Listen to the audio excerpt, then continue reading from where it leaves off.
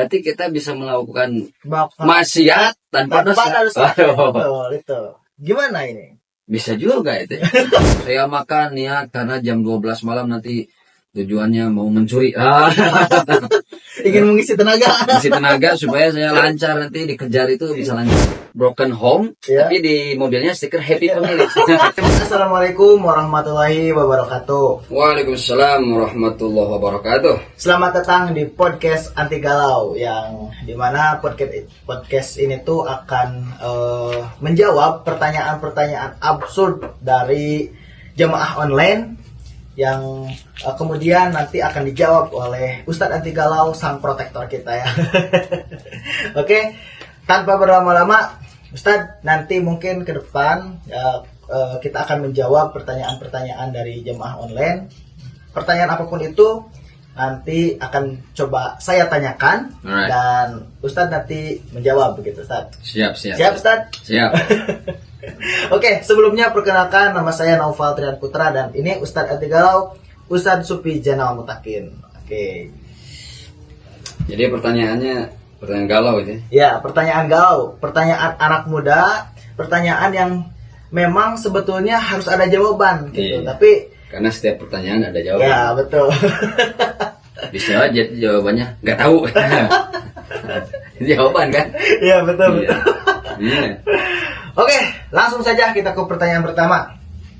Baik. Oke, pertanyaan pertama saya dapat dari YouTube. Ustadz, saya mau nanya nih. Saya kan pernah dengar puasa Arafah dan Tarwiyah itu bisa menghapus dosa setahun ke depan dan setahun ke belakang. Jadi, kita bisa berbuat maksiat tanpa dosa dong selama 2 tahun. Udah kayak nge-cheat. Terima kasih. Silahkan dijawab, Ustadz. Bagaimana ini? Jadi, ya kita mengenal konsep puasa gitu kan. Bisa menghapus dosa setahun ke belakang dan setahun ke depan. Berarti selama rentang waktu itu kita gak dihitung dong berarti kok dosanya gitu. Gimana nih, Ustadz? Jadi seolah-olah itu membersihkan. Ya. Bebas itu berbuat apapun gitu. Karena saya sudah berpuasa nih di bulan Arafah. Kan itu menghapus gitu ya. Ya. Dosa-dosa ke belakang dan dosa yang ke depan. Ya, betul. Itu luar biasa ya. Ya. Enak banget itu. Aduh, itu luar biasa. Ini berarti kan saum Arafah itu tiap tahun. Iya, betul. Kalau tiap tahun, misalkan tahun ini berpuasa, tahun yang lalu, tahun ke depan terhapus. Iya juga ya. Tahun depan puasa lagi. Jadi double-double itu. Iya juga. Memang Islam itu luar biasa ya. Ya. Nah, tapi gimana tadi? Berarti kita bisa melakukan maksiat tanpa dosa. Betul, itu. Gimana ini? Bisa juga itu. Bisa error maksudnya. Bisa error. Anda mau mengakali malaikat Rocky Ben Atis. Gimana, Ustaz? Terkait hadis itu memang betul ya.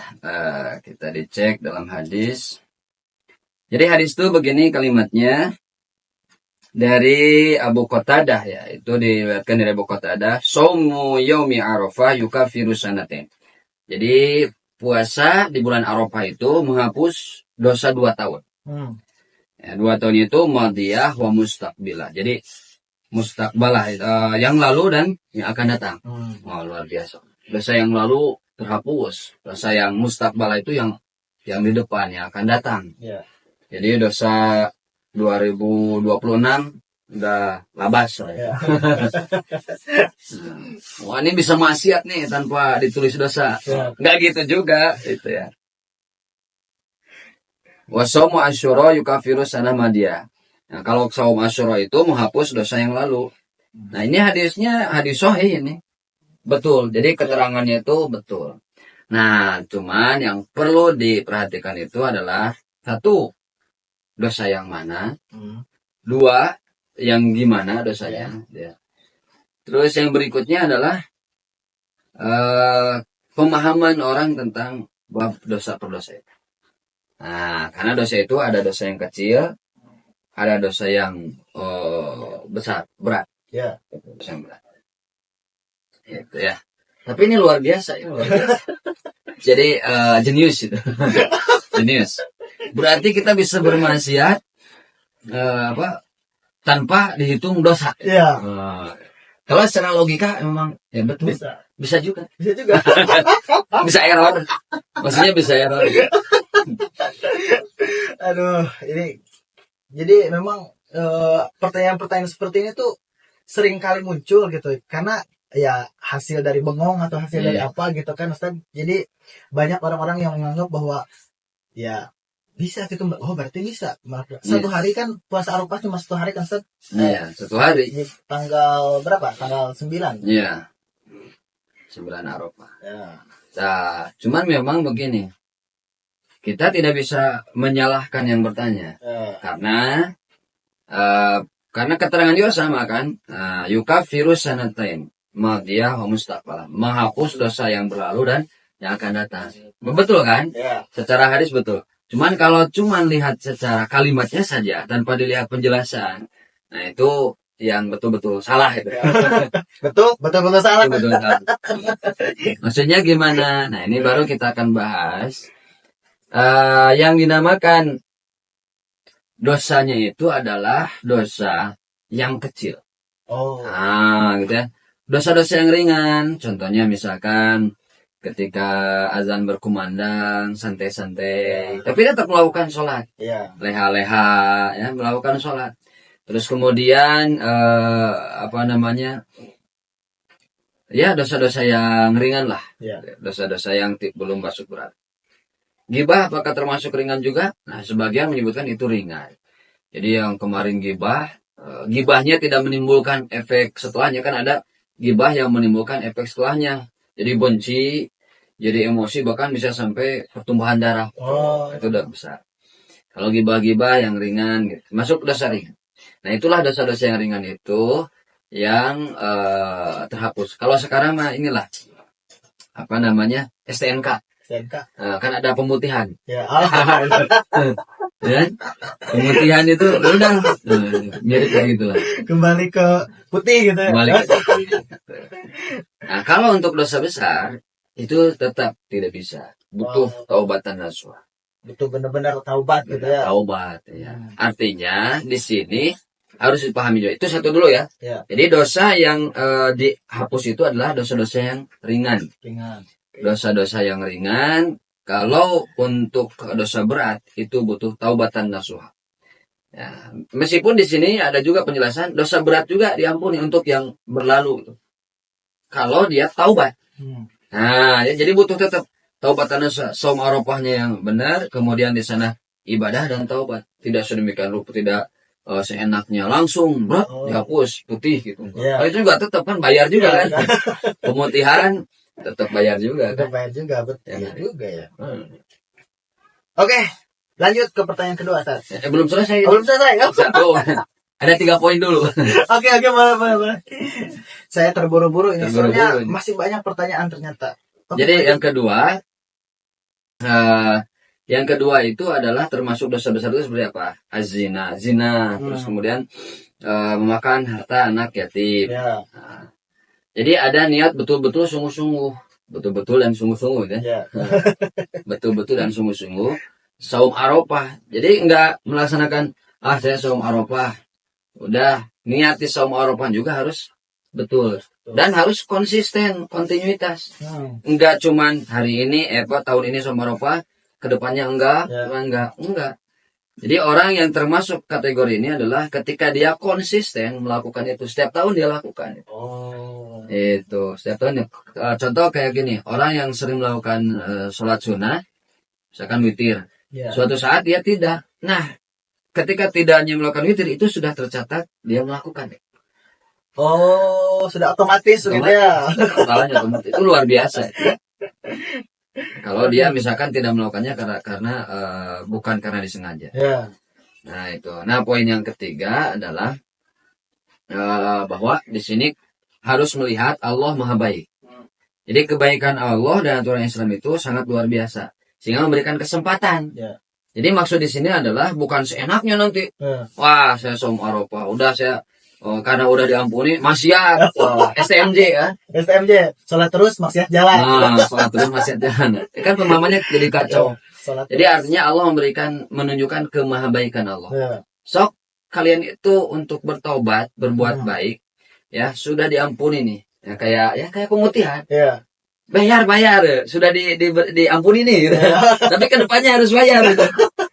Kalau enggak ditilang lagi, tetap kan Iya, ditilang. benar. Jadi di sini ada itikat baik dari orang, harus Allah berikan kesempatan. Oh, saya diampuni dosa oleh Allah nih saum. Makanya ke depannya justru harus tambah lekat ibadah, bukan jadi maksiat, bukan jadi seenaknya. Ini menunjukkan maha baik Allah, harus merasa Allah maha baik gitu kan ya. Iya. Allah maha baik, jadi harus merasa, oh masa disia-siakan kemahabaikan Allah. Iya, betul. Gitu. Jadi kayak begitu. Jadi tetap bukan berarti bebas melakukan maksiat. Oke. Bahkan dosa kecil kalau dilakukan terus-menerus itu bisa bertumpuk dan menjadi dosa besar. Nah ini. Jadi kalau misalnya sudah terhapus dosa kecil kemarin, terus dilakukan lagi terus berulang-ulang, maka dia akan tumbuh menjadi dosa besar. Dikit-dikit lama-lama jadi bukit gitu ya. Oke. 3 poin. Baik, kita lanjut ke pertanyaan kedua, Ustaz. Nih, ada yang bertanya pada salah satu platform di Instagram, Ustaz, saya menemukan pertanyaan ini gitu ya. Saya juga sempat kepikiran, Ustaz, apa saya boleh mencegah teman saya masuk Islam cuma karena dia ingin dapat cewek, bukan karena hatinya? Nah, jadi orang ini tuh ingin login, Ustaz, tapi dia tuh nggak ikhlas lillahi ta'ala gitu, tapi karena dia tuh ada incaran cewek, kayaknya ini spekia lili gitu. Spekia lili harus minimal harus sebanding dulu gitu. Nah ini gimana, Ustaz? Ini betul-betul absurd.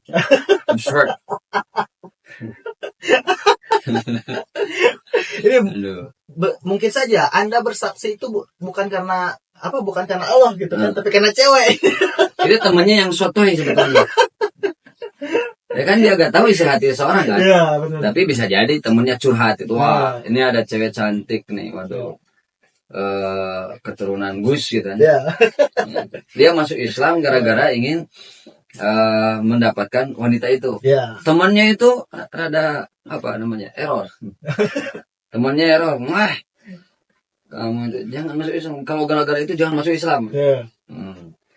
Sepintas sih kayak betul. Betul-betul error. Iya. Kenapa? Ya sepintas kayak betul kan. Jadi dia tahu gitu. Dia artinya dia tuh ingin memberikan pesan. Kalau kamu ingin masuk Islam dari hati, lubuk hati yang terdalam gitu. Ya, benar. Kalau gara-gara cewek, gak usah gitu. Soker gitu nih.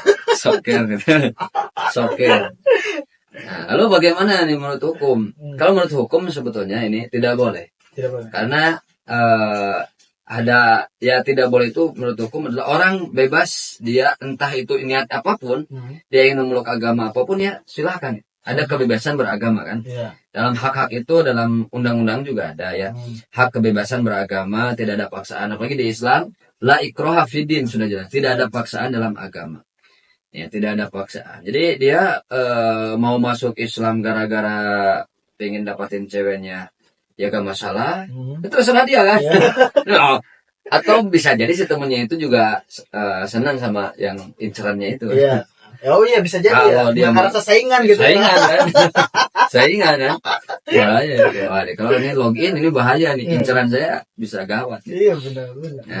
Nah ini kita perlu ditanyakan dulu, apakah temennya yang nanya ini dia Islam atau bukan kan? Iya, benar. Jadi kalau misalnya nonis juga dia bilang begitu, dia care kan? Iya. Kamu itu. Tapi kalau dia bukan, kalau dia Islam, berarti dia ada saingan. Ini ada saingan nih. Ada niat terselubung gitu. Ini bahaya nih, satu langkah lebih depan nih. Nah, jadi gimana? Tetap gak boleh. Gak boleh gitu. Nah, kecuali ada pengecualian. Kecuali kalau dia tahu, orang itu tahu, dia masuk Islam itu karena siasat, ingin dapatkan cewek itu, kemudian ingin menyiksa. Nah, ini yang gak boleh. Misalkan ini, jadi ada tujuan yang lain, yaitu ingin menghancurkan, ingin menyiksa, ingin tidak senang gitu. Maaf ya, maksud di sini bukan dia itu gak senang lah, gak senang sama cewek itu, atau dia bukan karena jadi mendapatkannya itu setelah dapatkan dia ada tujuan lain dengan yang tidak baik gitu. Nah ini yang gak boleh, baru cegah. Itu baru itu boleh dicegah karena tidak. Oke. Karena apa? Contoh begini. Orang makan baik apa tidak? Baik. Baik kan? Ya. Tapi makan itu saya makan niat karena jam 12 malam nanti tujuannya mau mencuri. Ingin mengisi tenaga. Mengisi tenaga supaya saya lancar nanti dikejar itu bisa lancar. Itu makannya bisa menjadi dosa kan? Iya juga ya. Tergantung niat. Makanya di Islam ada innamal amalu binniyat. Niat. Iya. Nah, itu. Kalau dia itu pengen masuk Islam gara-gara pengen nikah dengan salah satu cewek, ya gak masalah. Kalau niatnya cuman itu saja, Ya. dan bisa jadi kedepannya dapat hidayah dan bisa lebih baik kan. Betul. Tapi kalau niat yang lain, dapat cewek itu kemudian setelah itu dia ingin membuli atau lain sebagainya, itu gak boleh, baru dicegah. Oh, jadi itu bro. Boleh-boleh aja ya kalau misalkan masuk Islam karena cewek gitu, karena kita kan nggak tahu isi hatinya itu sebenarnya buat apa juga gitu kan, karena ya hanya sebatas prediksi gitu kan bahwa dia masuk Islam tuh karena cewek gitu kan. Mungkin saja di dalam hati seorang itu kan ya udah dapat hidayah gitu mungkin. Jadi di sini disclaimer dulu, Ya. bukan berarti membolehkan. Nah, kalimatnya bukan membolehkan. Ini pertanyaannya begini. Ya. Saya fokus utamanya kan mencegahnya. Iya, mencegah. Nah, saya mencegah orang masuk Islam karena niatnya bukan karena dari hatinya, Ya. tapi karena ingin ceweknya. Nah, mencegahnya itu nggak boleh. Oh, mencegahnya yang nggak boleh. Nggak boleh. Ini. Udah terserah. Nah, adapun nanti dia orang itu pengen masuk Islam gara-gara pengen cewek. Nah, ini tadi dua. Bisa iya, bisa tidak. Iya, bisa tidak. Bisa bolehnya karena ya silahkan gitu. Ya. Nanti mudah-mudahan Allah memberikan hidayah dan ilmu dan sebagainya. Ya. Ya, lebih baik. Tapi dilihat dari unsur yang lain nih, motivasi yang lain. Ya. Kenapa dia itu pengen nikah sama dia? Apakah ada benar-benar tulus, ikhlas, atau ada niat lain nih? Pengen apa? Nah, itu.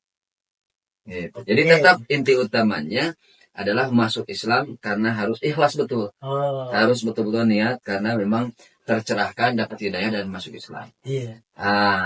Kalau kita ambil lagi bisa jadi si cewek itu nanti wasilah mendapatkan hidayah seseorang itu.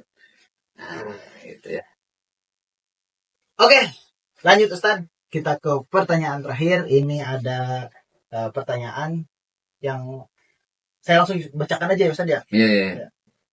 Ustaz, saya mau bertanya, bagaimana hukumnya orang yang broken home tapi mobilnya pakai stiker Happy Family? Ini parah. Enggak, gini. Parahnya itu pertanyaannya gitu. Ustadz ini sudah sekolah jauh-jauh kemana-mana, sudah menuntut ilmu gitu kan. Anda bertanya seperti ini. Terlalu Anda ini. Tapi ini berbobot juga ini. Ya, berbobot juga. Ya, kenapa? Ini masuk di ranah psikologis. Oh. Psikologis ini bahaya. Ya. Broken home, Ya. tapi di mobilnya stiker Happy Family. Wah, ini banyak makna ya. Berbobot juga. Ya. Jadi di sini unsur psikologisnya broken kan rusak ya. Ya. Kacau gitu kan ya. Tapi Happy Family itu artinya dia ada hope, ada harapan. Ya. Ada harapan dia untuk bahagia. Ya. Ayo kan ya. Oh, iya bisa jadi. Bisa jadi. Oke. Benar-benar error. Benar-benar error. Benar-benar error pertanyaan ini. Jadi dia akan menanya hukum seseorang, keluarganya broken home, ya. Jadi ditempel di mobilnya Happy Family. Nah, pertanyaan ini seolah orang itu berdusta gitu. Ya. Iya benar juga ya. Lo berdusta, kenapa? Keluarga kamu broken home, tapi kamu bilang sama orang Happy Family. Ya, bisa jadi tulisan Happy Family-nya sebelum broken home itu. Iya, bisa. Iya kan. Ini suadan melulu nih orang. Iya, benar. Atau mungkin dia juga nggak mau memperlihatkan sifat broken home orang lain. Bisa jadi ya benar ya. Iya benar. Jadi kita jangan lu menjudge dari satu sudut pandang. Iya benar. Bisa jadi ditempelnya sebelum broken home. Ya. Happy Family. Akhirnya ada kejadian broken ya, home. Tadinya happy gitu. Jadi happy. Jadi broken. Yang kedua ada harapan dia. Iya. Misalkan udah broken home, dia ditempel Happy Family. Ada harapan. Iya. Ada harapan pengen lagi membangun keluarga yang bahagia. Iya. Yang ketiga, menutupi tadi. Menutupi kegalauan, kegelisahannya gitu. Nah, gitu ya, menutupi kegalauannya, kegelisahannya. Atau ini yang empat nih. Yeah. maksud family di sana family siapa kan? Iya benar. Nah. Benar. Atau mungkin bisa jadi gini, mobilnya bekas orang lain gitu. Ini bisa jadi mobilnya bekas orang lain gitu. Bekas orang lain yang emang happy family gitu. Atau bisa jadi juga happy family, familinya ini orang ketiga. Iya, benar. Jadi keluarga broken home itu happy family-nya, dia happy family tapi family yang kedua itu yang menyebabkan broken home itu. Ini gawat nih kalau yang ke terakhir itu gawat. Ini gawat ya. Sangat darurat yang terakhir itu. Darurat ya. Nah, gimana kita ambil saja. Dari kelima tadi itu kita ambil beberapa hal. Jadi begini. Kalau dari segi hukum ya tidak masalah. Iya. Orang ya bisa tadi kan orang nggak tahu kan dia Iya. seseorang innamal amalu binniyat. Dia broken home tapi ditempelkan happy family bisa jadi menunjukkan dia itu ingin harapan gitu ya, ingin membangun keluarga bahagia. Bukan berarti dia itu berdusta gitu. Iya. Ini broken home ditempelkan nih berdusta nih kamu gimana ya? Bukan ke sana. Atau yang kedua dari ranah tadi ingin menutupi kegalauan Iya. dia itu. Jadi dia itu galau tapi ditempel happy family. Keluarganya itu kan maksud keluarga kan anak juga keluarga. Iya. Dia mungkin bahagia bersama anaknya, Hmm. bahagia bersama ibunya, Iya. orang tuanya, Hmm. gitu kan. Iya. Happy family-nya. Jadi kalau masalah hukumnya ya gak masalah. Gak masalah ya, terserah lah ya. Terserah deh ya.